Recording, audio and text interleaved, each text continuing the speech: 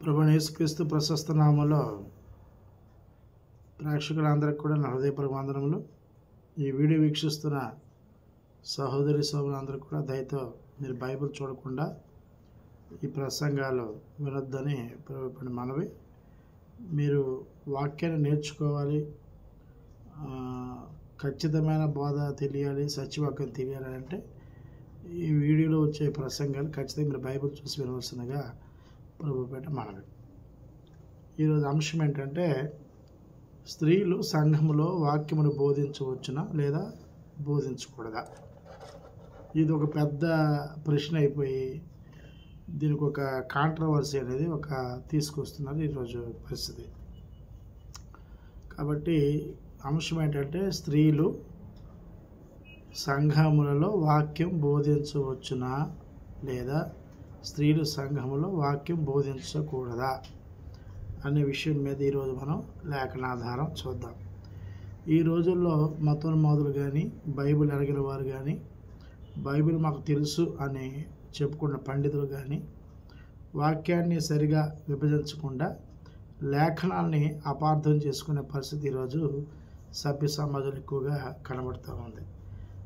ఏంటి అని అంటే, ఇదిగో ఒక డినామినేషన్ వాళ్ళు మరి సంఘంలో వాక్యాన్ని బోధించవచ్చు అని చెప్తారు, ఇంకొక సంఘం వారు వాక్యాన్ని బోధించకూడదని చెప్తారు అనేది ఇలాంటి బోధలు ఉండడం వల్ల స్త్రీలు కూడా పాపం కన్ఫ్యూజ్ అయిపోతున్నారు. అంటే దేవుడు మా పట్ల ఎంత వివక్షత చూపించాడా, మరి మేము వాక్యాన్ని చెప్పకూడదా లేదా వాక్యాన్ని ప్రకటించకూడదా, అంత వివక్ష ఉందా? దేవుడు మమ్మల్ని ఎంత గొప్ప దేవుడు కదా, ఎంత గొప్ప ప్రేమమేడు కదా, మరి మా పట్ల ఎందుకు వివక్ష చూపించాడని స్త్రీలు కూడా కొంత బాధపడుతున్నటువంటి పరిస్థితి ఈరోజు కనబడతా ఉంది. అలాగే మొన్న ఒక వీడియో నేను చూశాను. ఒకరైతే పూర్తిగా మరి ఎంత స్త్రీలతో వివక్ష ఉన్నప్పుడు నేను ప్రభువుని ఎందుకు నమ్ముకోవాలి లేదా దేవుడిని ఎందుకు నమ్ముకోవాలని ఆయన ఒక వీడియో డైరెక్ట్గా పెట్టాడు. వాస్తవానికి మనం లేఖనాన్ని క్షుణ్ణంగా పరిశీలిస్తే అసలు ఏం చెప్తున్నాడు అనేది మనం ఇక్కడ ఆలోచన చేయాలి. ఇక్కడ అపార్థం చేసుకోవడానికి కొన్ని వాక్యాలు ఉన్నాయి. అది మీకు తెలిసినవే. మొదటి కొరింథీయులకు రాసిన పత్రిక 14:34 మొదటి కొరింథీయులకు రాసిన పత్రిక 14:34 స్త్రీలు సంఘములో మౌనంగా ఉండవలెను, వారు లోబడి ఉండవలసినదే కానీ మాటలాడుటకు వారికి సెలవు లేదు అని అన్నాడు. అంటే ఈ వాక్యాన్ని బట్టి స్త్రీలు సంఘంలో మౌనంగా ఉండాలి అన్నాడు. మరి ఈ మాట అన్నాడు కాబట్టి వెంటనే ఇదిగో స్త్రీలు సంఘంలో మౌనంగా ఉండాలి అన్నాడు. అక్కడ మనం అదే 38వ వచనం చూస్తే 35వ వచనంలో వారు ఏమైనా నేర్చుకుని కోరిన యెడల ఇంట తమ భర్తలను అడుగువలను, సంఘములో స్త్రీ మాట్లాడుటకు అవమానము అని వాక్యం సెలవిస్తుంది. కాబట్టి ఈ వాక్యాన్ని బేస్ చేసుకొని అలాగే మొదటి తిమోతి రాసిన పత్రిక 1:12 కూడా స్త్రీలు మౌనంగా ఉండవలసిందే కానీ ఉపదేశించుటకైనను పురుషుని మీద అధికారం చేయుటకైనను ఆమెకు సెలవియ్యను అన్నాడు. ఇక్కడ ఏ ఉద్దేశంతో అన్నాడు అక్కడ అనే కోణం ఆలోచించాలి మనం. అక్కడ కొరింథీలో ఉన్న క్రీస్తు సంఘానికి పౌలు గారు రాస్తున్నారు, ఇక్కడ తిమోతి గారికి పత్రిక రాస్తున్నాడు. ఆయన ఏం చెప్పాలనుకుంటున్నాడు, వాస్తవానికి ఎందుకు స్త్రీలు మౌనంగా ఉండమన్నాడు అనే విషయం మన క్లుప్తంగా గ్రంథాన్ని మనం ఆలోచన చేస్తే మనకు అర్థమవుతుంది. కాబట్టి ఈ రెండు మాటలు పట్టుకొని ఇదిగో స్త్రీలు సంఘంలో మౌనంగా ఉండమని ఏ ఉద్దేశంతో అన్నాడు మొదట మనం ఆలోచన చేయాలి. దానికి కారణం ఏంటి, పౌలు గారు ఏ ఉద్దేశంతో ఆ మాటను ప్రకటించాడు అనే సంగతి మనం గమనించాలి. మొదలుగా దేవుడు ఆదాము అవ్వల్ని చేసినప్పుడు చూస్తే ఇద్దరిని సమానంగా చేశాడు. ఏ విధంగా సమానం అంటే, ఆదాముకి ఏ పోలికైతే ఇచ్చాడో అవ్వగారికి కూడా అదే పోలిక ఇచ్చాడు. ఏ పోలిక? దేవుడు ఆత్మస్వరూపమైన పోలికనే వారికి ఇచ్చాడు. అయితే ఇప్పుడు ఆదాము కొరకు అనుకున్న అవ్వగారికి ఏ విధమైన సహకారిగా చేశాడంటే సాటి అయిన సహాయం చేశాడు. నరుడు ఒంటరిగా ఉండటం మంచిది కాదు, ఇతగాడికి సాటి అయిన సహాయము. సాటి అయినంటే దేవుని దృష్టిలో ఇద్దరు కూడా సమానమే. ఇద్దరు సమానమైన వ్యక్తులు ఇద్దరు సంసారం చేసుకొని ఇద్దరి కలయిక ద్వారా దేవుని యొక్క సంకల్పము వీరిద్దరూ నెరవేర్చాలని దేవుడు స్త్రీ పురుషుల్ని ఏర్పాటు చేశాడు. ఇది వాస్తవం, ఇది అందరికీ తెలిసిన విషయమే ఇది. కాబట్టి వారి సంతానాన్ని అభివృద్ధి పరుచుకోమని, లోకమంతా నిందించమని వారికి బ్లెస్ కూడా ఇవ్వడం జరిగింది, ఒక బాధ్యత కూడా ఇవ్వడము మనం చూస్తూ ఉన్నాం. కాబట్టి దేవుడు స్త్రీని ఎక్కడ కూడా అసమానత్వం కానీ లేకపోతే ఒక ఒక దిగజారినటువంటి పరిస్థితి కానీ ఎక్కడ చూడడు దేవుడు. ఎందుకంటే తండ్రి తమ పిల్లల్ని సమానత్వంగా చూస్తాడు తప్ప ఒకరిని ఎక్కువగా ఒకరు తక్కువగా చూసేవాడు దేవుడే కాదు. దేవుడు ప్రేమ స్వరూపి. ఆయన ప్రేమ ఎంత ప్రేమ అంటే తనే బలైపోయినటువంటి ప్రేమను వ్యక్తపరిచాడు ఈ లోకంలో మనకి. కాబట్టి ఎందుకు ఈ మాట అంటున్నాడు, ఎందుకు ఇక్కడ స్త్రీల సంఘంలో మౌనంగా ఉండమన్నాడు, ఎందుకు విధేయత చూపించమన్నాడు అని అంటే ఇక్కడ మనం గమనించాల్సింది ఏంటి అంటే దేవుడు ఒక ఆర్డర్ అనేది మనకి ఇచ్చాడు. ఏంటి ఆర్డరు? స్త్రీకి శిరస్సు పురుషుడని, పురుషుడికి శిరస్సు క్రీస్తు, క్రీస్తుకి శిరస్సు తండ్రి అయిన దేవుడని ఒక ఆర్డర్ ఉంది. సో ఈ ఆర్డర్ ప్రకారం మనం చూస్తే స్త్రీకి పురుషుడు యజమానుడు అవుతాడు. యజమానుడు పని ఏంటి? కష్టపడి పని చేసుకొని భార్య బిడ్డలకు ఏం కావాలో ప్రతి అవసరం తీర్చడం అనేది పురుషుడు యొక్క పని. ఉద్యోగం అట పురుషుడు యొక్క ధర్మం అట. మన పెళ్లి చూపులకు వెళ్ళినా సరే ఫస్ట్ పిల్లకిచ్చే అత్త మామని ఏమడుగుతారు? అక్కడ ఉన్నటువంటి చుట్టాల మంది, బాబు నువ్వేం పని చేస్తున్నావు అని. నేను పని చేయకపోతే మనిషి అందగడివి 6 అడుగులు ఉన్నావు కానీ మరి ఆడబిడ్డను ఎలా పెంచుతావు అంటే పెంచే అధికారం ఎవరికి ఉందంటే పురుషులకు ఉంది. ఇంటి పని, వంట పని, పిల్లల్ని పెంచుకునే పని ఎవరిది? హోమ్ మినిస్టర్ పని స్త్రీది. ఇది ఒక బాధ్యతగా దేవుడు ఇచ్చాడు. కాబట్టి స్త్రీ పురుషులకు దేవుడు సమానంగా చూశాడు, సమానత్వం ఇచ్చాడు. అయితే ఈ సమానత్వము ఎక్కడ స్త్రీ కోల్పోయిందని మనం ఆలోచన చేస్తే ఆదాము గారికి తండ్రి అయిన దేవుడు ఇదిగో నీ వృక్షఫలం తినొద్దు అని అంటే ఆయన మౌనంగా ఉన్నాడు. కానీ ఈమెం చేసింది? భర్త ఇది తినొద్దని చెప్పినా సరే భర్త మాటకు కూడా ధిక్కరించి దైవ సంకల్పాన్ని నెరవేర్చేటువంటి అంటే ఆవుగారు ఆదాముతో కలిసి దైవ సంకల్పాన్ని నెరవేర్చవలసిన ఈమె ఆ సాతానుతో కలిసి ఆడి యొక్క సంకల్పాన్ని నెరవేర్చే పరిస్థితి ఆమె వల్ల కలిగింది. పాయింట్ అర్థమైంది ఇప్పుడు. అందుకు స్త్రీలు మౌనంగా ఉండమని క్రొత్త నిబంధన ద్వారా పౌలు గారు సంఘానికి హెచ్చరిక చేశాడు. కాబట్టి స్త్రీని ఎక్కడ కూడా గ్రంథంలో దేవుడు వివక్ష చూపించలేదన్న సంగతి మనం గమనించాలి. కాబట్టి గృహ పరిపాలన అంతా కూడా స్త్రీదే. ఆ కుటుంబాన్ని పెంచి పెద్ద చేసి వారి అవసరాన్ని తీర్చే బాధ్యత అవుతుందంటే పురుషుడిదే. కాబట్టి సామెత గ్రంథం 22వ అధ్యాయం 6వ వచనం మనం చూస్తే బాలుడు నడవలసిన త్రోవను వారికి నేర్పము. ఎవరు నేర్పాలి? తల్లి నేర్పాలి. మన పూర్వీకులు ఒక పాట అన్నారు, పిల్లలకి మొదటి గురువు ఎవరంటే తల్లినట. తల్లి చెప్తుంది, ఇదిగో మీ తండ్రి, ఇదిగో మీ తాత, మీ నానమ్మ. ఈమె వలసలు కూడా పరిచయం చేసేది ఈమె. వాళ్ళ పాలన చూసేది ఈవిడే.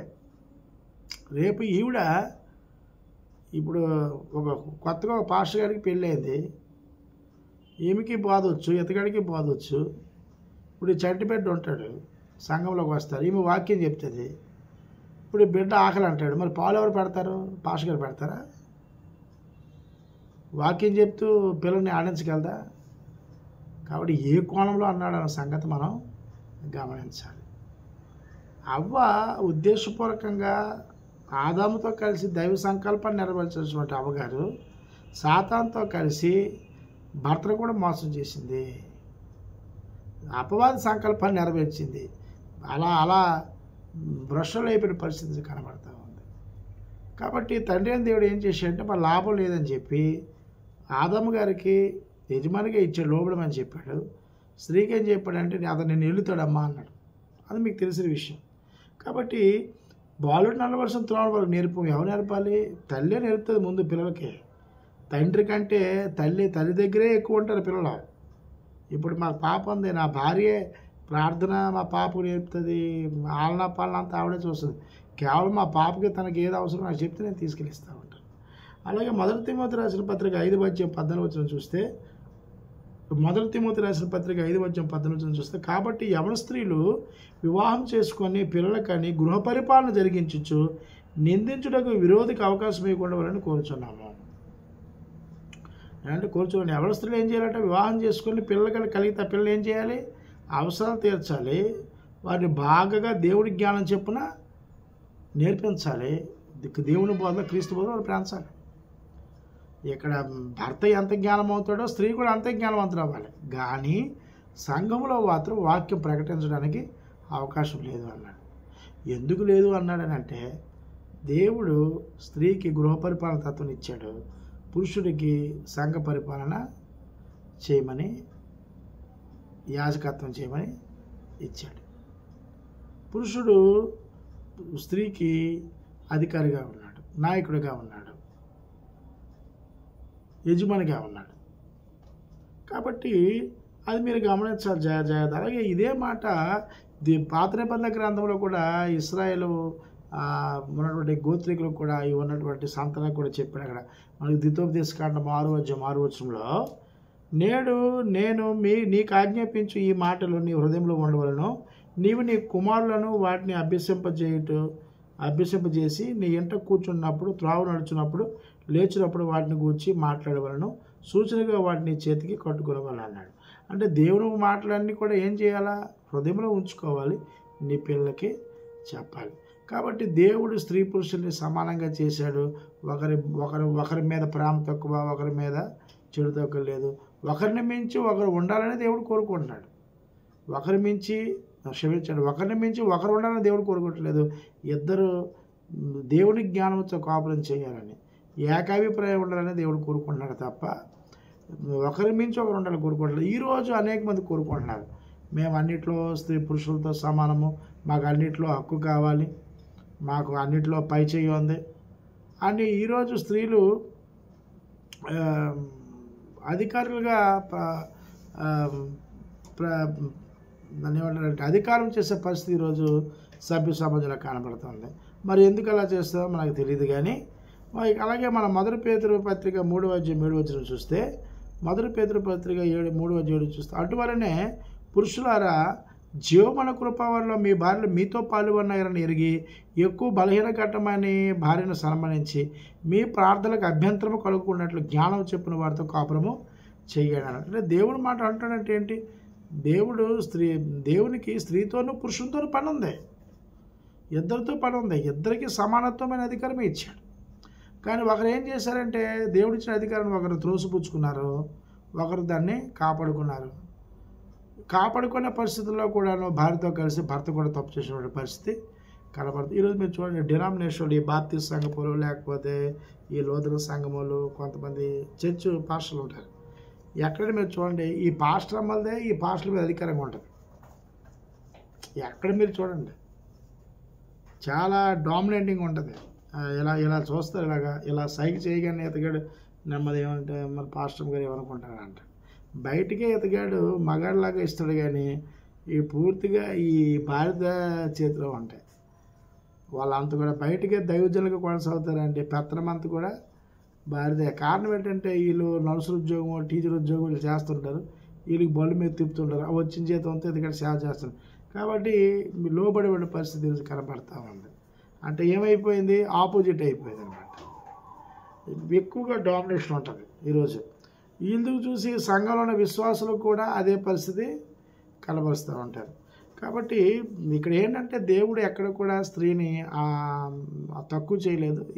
ఇద్దరు కావాలి దేవుడికి, ఇద్దరి వల్ల పని ఉంది, ఇద్దరు దేవుడికి అవసరము, ఇద్దరు దేవుడి సంకల్పాన్ని నెరవేర్చాలి, దేవుడి సంతానాన్ని భూమి మీదకి నిండించాలి. ఇదంతా దేవుడు దాని దేవుడు ప్లాన్ నెరవేర్చాలని దేవుడు ఇచ్చాడు. ఇక్కడ ఏంటంటే ఒకరు దేవుడిచ్చిన అధికారాన్ని దుర్యోగం చేసుకున్నారు, ఒకరు కాపాడుకున్నారు. కాపాడుకునే వ్యక్తి కూడాను భారీ మాట విని పాపం చేశాడు. కాబట్టి స్త్రీలు ఖచ్చితంగా జ్ఞానాన్ని సంపాదించుకోవాలి. పురుషుడు ఎంత జ్ఞానం కలిగి ఉంటాడో స్త్రీ కూడా అంతే జ్ఞానం కలిగి ఉండాలి. కానీ ఈ జ్ఞానం మాత్రం సంఘంలో బోధించుకోవడానికి మాత్రమే చెప్పాడు, కానీ ఇతరులకు చక్కగా సువార్త ప్రకటించుకోవచ్చు. స్త్రీలు సమాజంగా కూడుకున్నప్పుడు వారికి వాక్యాన్ని ప్రకటించుకోవచ్చు. అద్భుతంగా ఇరుగు పొరుగు వరకు వెళ్ళి ప్రసంగాలు చేయవచ్చు. ఏ అభ్యంతరం లేదు. తెలియకపోతే ఎలాగా? తెలుసుకోవాలి కదా, ఖచ్చితంగా తెలుసుకోవాలి.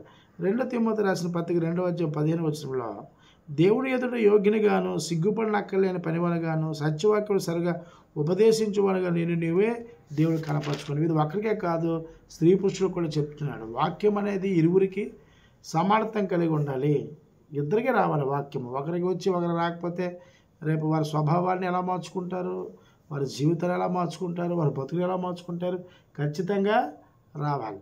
కాబట్టి సత్యవాక్యాన్ని సరిగా విభజించాలి. ఇక్కడ పౌలు గారు కొరింథీ పత్రిక రాస్తూ మళ్ళీ ఇక్కడ తిమోతి గారికి ఎందుకు చెప్తున్నారంటే దాని ఉద్దేశం వరకే ఎంత గూఢార్థం ఉంది. ఏంటి ఆ గూఢార్థం అని అంటే, ఒకవేళ నూతనంగా అయినటువంటి పురుషుడు స్త్రీలు, ఉదాహరణకి నేను ఒక మాట చెప్తాను, స్త్రీ పురుషులిద్దరు కూడాను సంఘంలో ఒక వారం వీళ్ళు ఒక వారం చెప్పుకుంటున్నారు. ఎందుకంటే చెప్పండి మాట, ఇప్పుడు సన్నగా వీళ్ళిద్దరికి పిల్లలు పుట్టారు.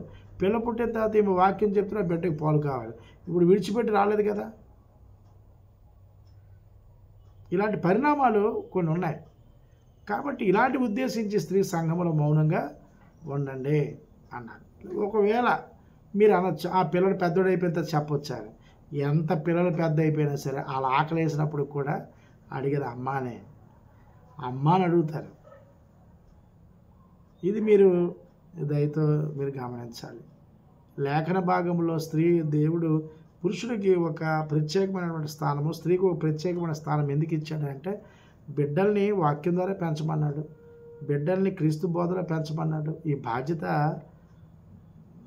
స్త్రీకి ఇచ్చాడు. అలాగే మంచి సహకారిగా ఉండమ్మా, దేవుడి పనులు ఇద్దరు సహకారిగా, నీ భర్త దేవుడు పని చేసినప్పుడు సహకారిగా ఉండే సమానత్వం ఇచ్చాడు తప్ప ఎక్కడ కూడా సంఘంలో స్త్రీ వివక్ష చూపించలేదు. ఇక్కడ 1 కొరింథీ పత్రిక 14వ అధ్యాయం 34వ వచనంలో, 1 కొరింథీ రాసిన పత్రిక 14వ అధ్యాయం 34వ వచనం, స్త్రీ సంఘంలో మౌనంగా ఉండాలి అన్నారు. దాని అర్థం ఏంటి? పిల్లలు నేను చెప్పిన కదా, పిల్లలు అల్లరి చేసినప్పుడు లేదా గొడవ చేసినప్పుడు వారిని నిశ్శబ్దంగా ఉండమని బోధించినప్పుడు చెప్తారు. అప్పుడు ఎవరు చేయాలి? ఈవిడే నాయన ఊరుకోలా బయట తీసుకెళ్ళడం, ఇవన్నీ కూడా జరగబోతూ ఉంటాయి. కాబట్టి దేవుడు ఆజ్ఞలను అతిక్రమించడంలో మొట్టమొదటి ఎవరు అతిక్రమించారంటే అవ్వగారు అతిక్రమించారు.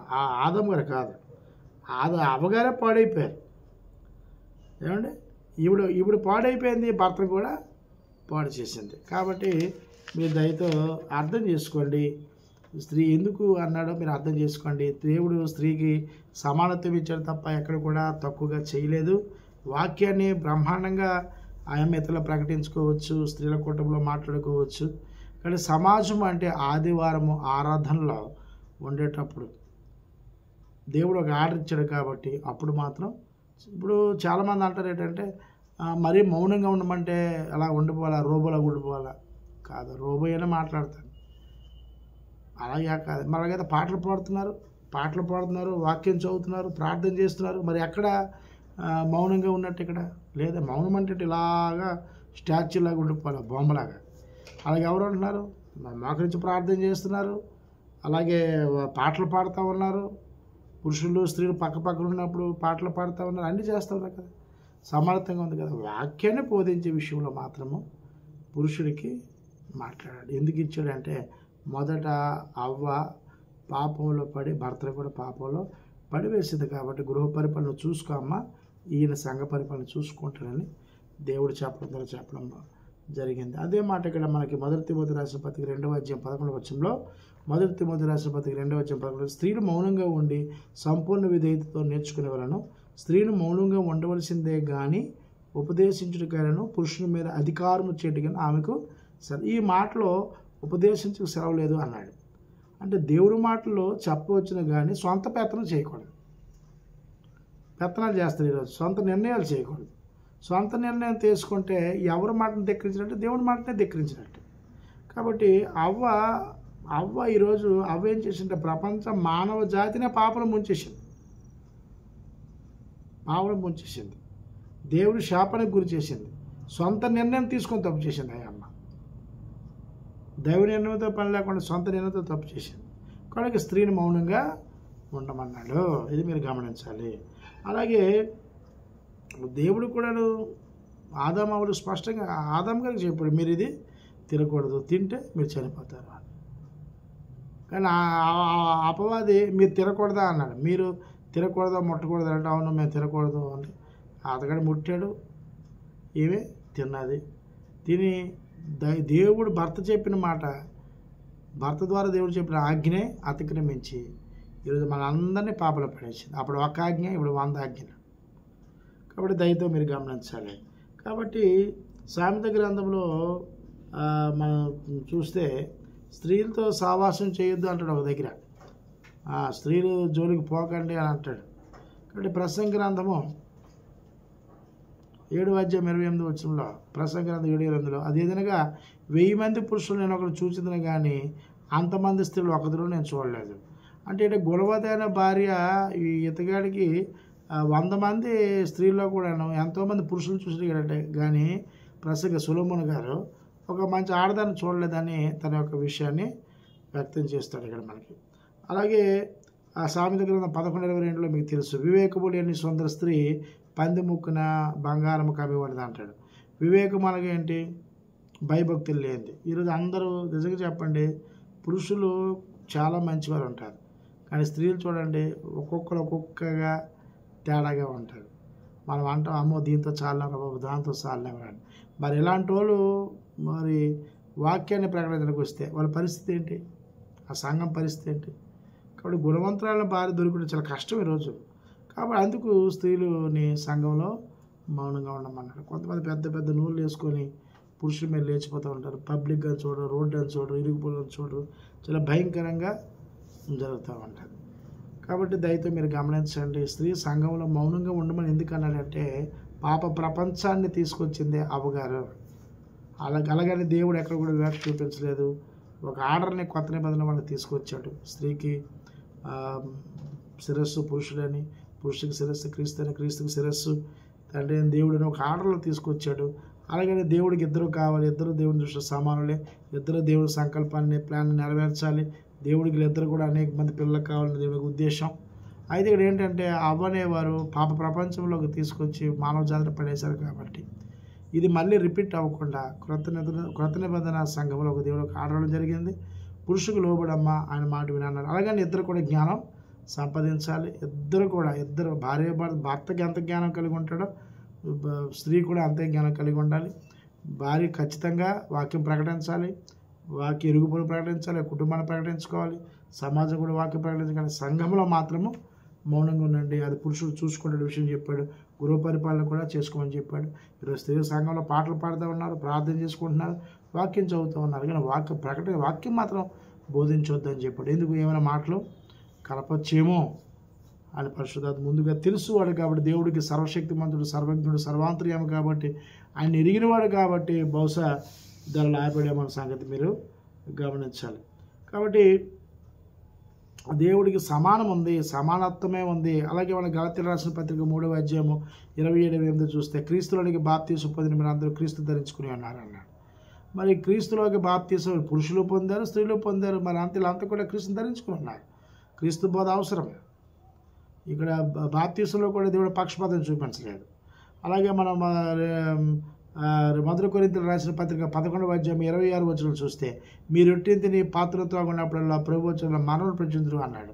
కాబట్టి క్రీస్తు యొక్క ప్రతి ఆదివారం క్రీస్తు యొక్క శరీరాన్ని రక్తాన్ని సాదృశ్యంగా తీసుకున్నటువంటి ఆ శరీరం రక్తాన్ని అది తీసుకుంటున్న వారు ఖచ్చితంగా మరణాన్ని ప్రకటించండి అన్నాడు. అంటే క్రీస్తు యొక్క జన్మ మరణ పునరుద్ధానాలు ఇరువురు ప్రకటించండి అన్నాడు.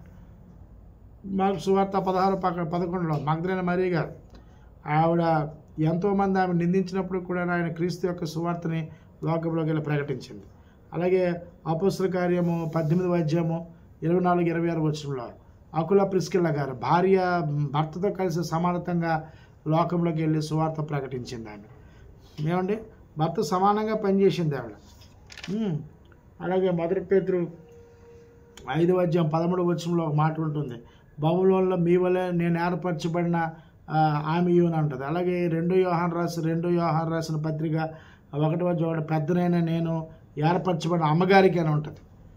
కాబట్టి ఏర్పాటు చేశారు వాళ్ళు, సంఘానికి కాదు, స్త్రీలకి సమాజంగా స్త్రీలని వాళ్ళు బోధించారు, వాళ్ళు అపోస్తుల దగ్గర స్త్రీలు పురుషులు ఎలాగైతే బోధ నేర్చుకున్నారో స్త్రీలు కూడా అదే బోధ నేర్చుకున్నారు. చక్కగా ఇద్దరు నేర్చుకోవాలి.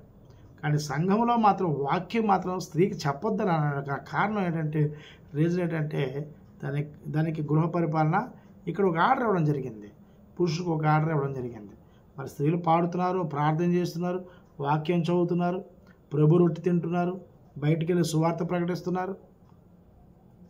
నేను మా ఒక సహోదరి ఇంటికి వెళ్ళాను. ఇంటికి వెళ్తే అక్కడ ఒక డినామినేషన్ ఒక అమ్మాయి వచ్చింది, ఒక ఆవిడ. నేను మాట్లాడినప్పుడు ఆవిడ ప్రకటించేస్తుంది సువార్త. మౌనంగా ఉన్నాను. ఆమె మాట్లాడితే నేను మాట్లాడాను. ఆవిడ తెలిసిన విషయం చెప్తుంది ఆమెకి.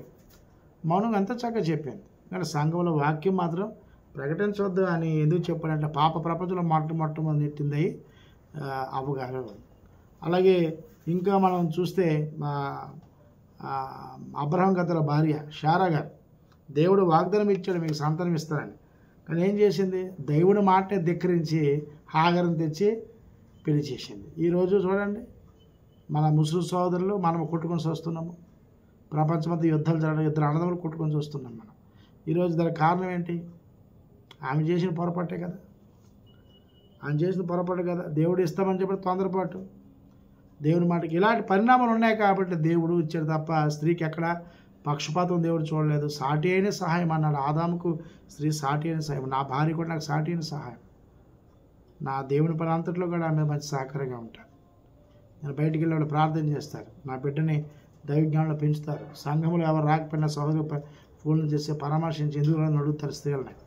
పురుషులను అడిగితే స్త్రీలను అడుగుతారు. ఎవరైనా ఇంటికి స్త్రీలు వస్తే ఆవిడకి వాక్యాన్ని ప్రకటిస్తారు. సంఘంలో మాత్రం నేను మాట్లాడతాను. మిగతా టైంలో అంతా ఆమెను కలిసి బోధ నేర్చుకుంటాం, వాక్యం ఇద్దరము వింటాం. ఏమైనా అనుమానాలు ఉంటే ఒకరు డిస్కషన్ చేసుకుంటాం. ఎక్కడ సమానత్వం లేదు. ఎవరు చెప్పారంటే బైబిల్ స్త్రీలకు సమానత్వమే లేదు, దేవుడు ఏదో స్త్రీని ఒక వివక్ష చూపించాడు అని. ఇది మనుషులు రాసిన గ్రంథం అనుకున్నారా? ఒక ఆడదాని కోసం పాట మీద రాసేసి ఇదిగో దీని మీద ఏదో మాట్లాడదాం అనడానికి కాదండి. అలాగే మత్తయి సువార్త 28వ అధ్యాయం 19వ వచనంలో, మీరు సర్వలోకములకి వెళ్ళి సర్వ సృష్టికి సువార్త ప్రకటించండి అన్నాడు. మీరు అనేక మంది నా కొరకు శిష్యులుగా చేయండి అన్నాడు. అంటే శిష్యులు ఎవరో ఒక పురుషులైనా స్త్రీలు కూడాను.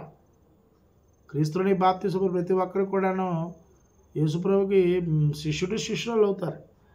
కాబట్టి అక్కడ 1 పేతురు పత్రిక 3వ అధ్యాయం 1వ వచనం, అటువల్ల స్త్రీలారా మీరు మీ పురుషులకు లోబడి ఉండండి, అందువల్ల వారిలో ఎవరైనా వాక్యములకు అవిధేయులైతే వారు భయముతో కూడిన మీ పవిత్ర ప్రవర్తన చూసి వాక్యం లేకుండానే తమ భార్య నడవలసిన రాబట్టును. ఒకవేళ భార్య మంచి వాక్యం పట్టు ఉంది, భర్తకి వాక్యమే రాదనుకోండి, ఈమె ప్రవర్తన చూసే భర్త మారిపోతాడట.